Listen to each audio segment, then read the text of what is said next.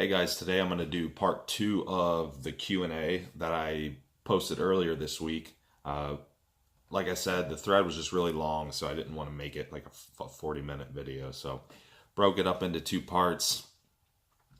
Today I will get the second part done. Topic was anything that people feel holds them back in their physique enhancement venture. So it could be psychological, physical, anything, training, whatever. So obviously got a pretty big variety of questions. So I will go ahead and get to the second part. Ever get so sick of a food you throw up when you eat it? I'm there with oatmeal and tuna. No, I would just eat something different. I like a pretty big variety of foods. I'm definitely not the broadest person ever. There's people that like a lot more stuff than me, but I still like enough variety to rotate foods. So there's really no reason that you can't rotate foods. That whole idea that you have to eat this over that is just ridiculous. If you don't like it or it's not palatable, then don't eat it.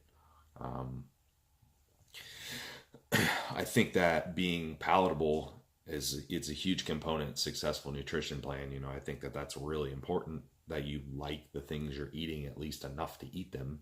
Obviously there's sacrifices to some extent. It might not taste like something else, but at the same time, it shouldn't. You don't have to eat stuff that tastes like shit all the time. It's not really necessary. So, all right. Next one. The misconception of meal frequency and increase in metabolism. Yeah. Well, I thought this had been debunked by now, but maybe not. In fact, there's some actual studies on this going over different meal frequencies and results. There was some definite positives to lowering meal frequency. Anecdotally, and from experience, I've just seen things like better digestion, less hunger, things like that. The thing is, your body's going to adapt to pretty much any meal frequency. Your hunger hormones will adapt to any meal frequency, whether it's 3 meals or 7 meals. If you eat 7 meals or 8 meals, well, you're going to be hungry all the time because your body's used to eating. I've talked about this in different posts about how ghrelin actually it works in a rhythm and it works in a pattern, kind of like circadian rhythm. It's going to adapt to your normal eating patterns. So hence why you get hungry every 2 hours, or hence why you might not if you eat a lower meal frequency. And then in some of the studies, there's actually showing stuff like improved insulin sensitivity and blood sugar. And, I chalk a lot of that up to be just less overlap in digestion between meals, because people don't realize how long it actually takes to digest food. It doesn't, just because you feel hungry or a little hungry, or your stomach doesn't feel full anymore, it doesn't necessarily mean the food's fully digested. It's a complex, long process. So no, you don't have to eat every 2 hours. That's ridiculous. I think that there's plenty of research out there showing us kind of what the minimum in terms of length, just for maximal muscle protein synthesis and stuff. So I don't go super low. Like I don't have people, like lots of people that are eating like 1 meal a day, even unless we're doing like some kind of fasting protocol. But I don't see anything wrong with eating 4 meals, or even in some cases 3 meals, depending on the person. But I'm normally floating in that 4 to 5 meal range with a lot of people, maybe 6. But I'm not a super high meal frequency guy typically, for a lot of the reasons that I mentioned. And once people adapt to the lower meal frequency, they find they actually feel better. They less food prep, their digestion's better, blood sugar's better, all those things. So it's kind of my take. All right, my ability to match mobility and flexibility and core strength with my muscular strength on compound movements such as squats. I'm limited in knowledge in these areas. And when do I try to use weight my legs can handle? I seem to give out in one of those areas. which could lead to injuries. How do you backpedal to fix and still trying to improve strength? or is it keep lower? Okay, so, well, I mean, if you're dropping into a squat and you're, dumping the weight forward, or you can't stabilize the weight, then yeah, I mean, there's potentially a core issue. But that's assuming that you've gone through and actually looked at the movement and making sure you're doing the movement correctly and everything's correct. It's set up for your specific biomechanics and the way that you move. Not everyone's going to squat the same. Not everyone's going to deadlift the same. So all those things definitely matter. If it is just an actual flexibility issue or mobility issue, then look. You need to find the root. I would probably suggest finding a good therapist that's going to be able to help you find what's tight. Why is it tight? Because it's overcompensating for something else that's weak. The origin of these issues is a lot of times not necessarily where the issue hurts. Like, for example, your low back's really tight on a squat, and you can't even squat to your full potential because of that. Well, it's chances are it probably doesn't even originate in your low back. Maybe your glutes are weak and not firing, so your low back's compensating. So, I mean, just an example, but you need to trace back and find the actual root cause. And if it's simply a, core issue, work your transverse ab, work your abdominals. I mean, there's nothing wrong with doing that stuff. Some people need to, they just genuinely have a weak core. I'd also look at your posture and stuff too, and make sure that you don't have like some really bad pelvic tilt or something in there that's, making you stand all funky all day. So a lot of things to look at, but yeah, I mean, you have to trace back to the beginning there and figure out what the root is. Okay. After the show, I plan on taking 1 year, maybe 2 years off, but I'm a hyper gainer. Nutrition will be on point, but I put on weight fast around the waist. Is it hormones? Staying away from soy? What are things to do post-show to keep fat off around the waist and have physiques to be proud of instead of just in competition? Okay. Well, yeah, I mean, how we deposit fat is partially hormonal. Can have to do with your hormone profile. If you have really poor insulin sensitivity, you might dump it in your stomach type of thing, fill up those fat cells. In reality, like, a lot of people, unless they distribute fat really evenly, they're going to have more fat cells in one area, and those are probably going to be the areas that fill up the quickest. So kind of a good rule of thumb is you need to watch those areas. If they start filling up, or if you can keep those at least in a decent spot in the off season, then chances are everything else is probably doing pretty good. Monitor insulin sensitivity, obviously. I mean, the biggest thing is, well, two things, really. You want to make sure that if someone like this, is gaining fat easily, that your surplus doesn't need to be huge. You need to make sure that you're just in enough surplus to gain and not an excessive surplus, because you're only going to partition nutrients so well. And, in so many nutrients, eventually it's going to start dumping into adipose tissue. So keeping a very modest surplus and monitor insulin sensitivity. And if you do those two things well, I mean, chances are you're going to partition stuff where it should be to the best of your ability. And just carry around like just enough fat that you feel good and perform good and still look good. And obviously that set point is going to be different for everyone. I mean, you can't expect to be shredded all year if that's just not your natural set point. You won't be able to stay that far away from your natural set point and still maximize your growth potential. So yeah, but do those two things. I mean, those are really your main things. It's real simple in a nutshell. Okay. I think there are...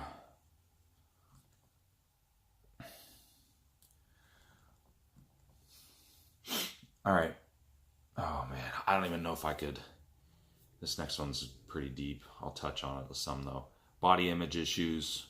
Would love to hear your thoughts on recalibrating your mind to be more accepting, even finding enjoyment in off-season, not contest shape.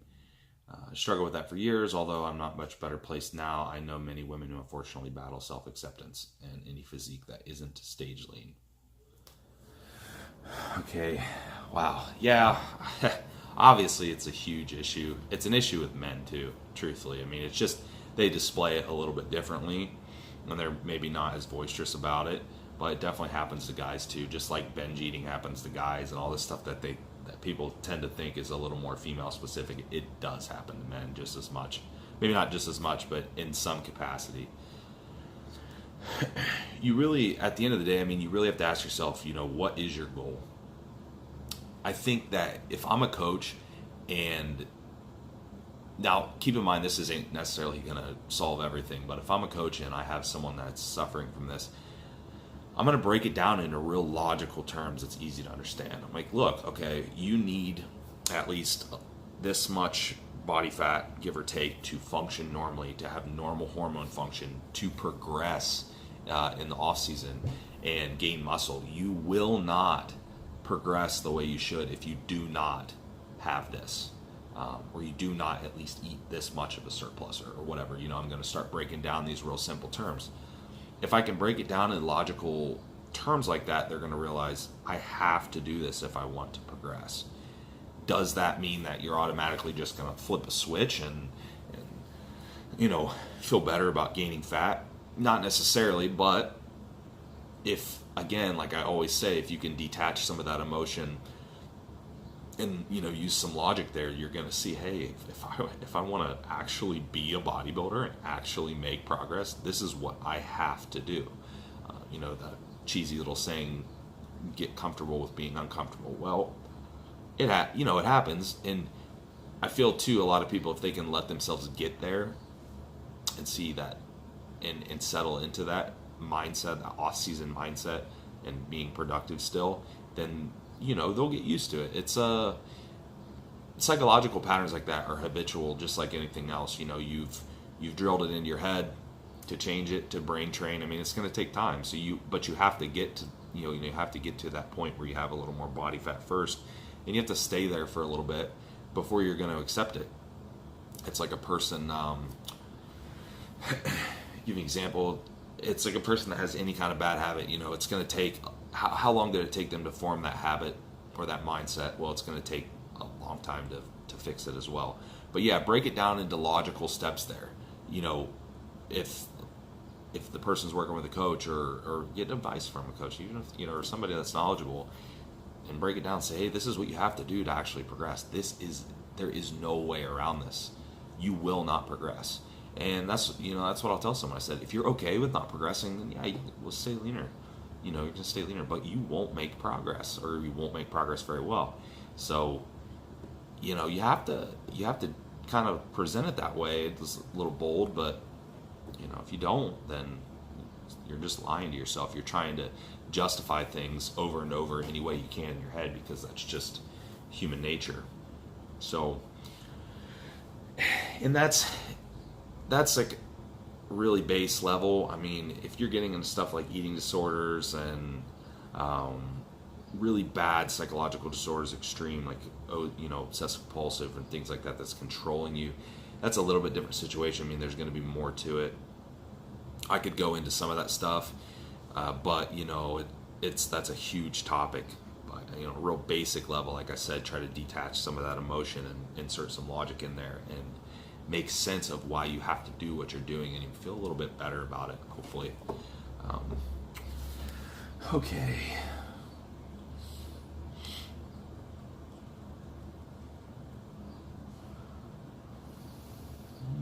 I think just one more. Let's see.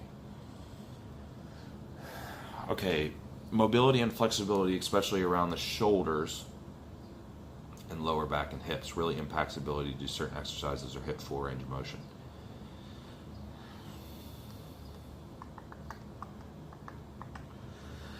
Yeah, I mean, I touched on it in the other, question above. So, biggest thing with range of motion and being flexible enough, and keep in mind, mobility and flexibility aren't necessarily the same thing. Mobility, you have to have strength to move through certain parts of the movement. Flexibility is just like stretching, basically. But you need to have enough range of motion to perform the movement without pain and hurting yourself. So that's really all you need. You don't have to be able to squat ass to grass or anything like that. It's not necessary for most people. But yeah, I mean, you do you do have to have enough mobility and flexibility to move through a certain range of motion, be strong in it. It could be a few things. Like I said, you're gonna have to trace back and find the origin of the issue. Is it actually a flexibility issue, or is it a muscular imbalance? Is something not firing? I mean, a lot of times, I would say more often than not, it's not even necessarily just I'm not flexible enough to move through the range of motion. Could be, but a lot of times there's an imbalance. There's something is not firing. That what so they feel like they're just not activating in a certain range of motion. They can't squat. The bottom of their squat really sucks, and they can't drive out of the hole or anything, or they can't stretch down to that position. Well, I mean, is your hamstrings, hamstrings and your glutes, are they activating? But again, you might want to see a good therapist that's going to be able to help you at least pinpoint the issue. If you need some suggestions on that, let me know. There's actually some people that will do online Skype consults and stuff that are very, very good, that can help you go through certain ranges of motion, do some joint testing and things like that, and see see where you're actually limited and what needs opened up and what needs fixed. Now, if it is an activation issue too, you might look into something like RPR therapy that actually deals with proper firing patterns of muscles. And I've talked about this before as well. I think the example I gave was, let's say you're running. When you're running and your arm's moving and your leg's moving, well, what's supposed to move first? Are you supposed to brake at the shoulder? Are you supposed to brake at the hand? Are you supposed to brake at the foot, type of thing? They can show you how to go through the sequences, and there's a lot actually activation points all over the body. I have a video of this on my YouTube as well. Assuming you're asking this question, you're probably looking at my YouTube videos, so you might want to go back and check out the RPR video. Could be pretty helpful. I went over the gentleman that I was doing it with went over a lot of the activation points and stuff in the video. It's all displayed there, so you can kind of see what that's all about. But yeah, okay guys, that is, I think I got them all. Another 17 minutes. Yeah, so like I said, that would have been way too long for one, because I don't have that kind of mental energy at the moment. So thank you for watching, and I will have a new thread up soon.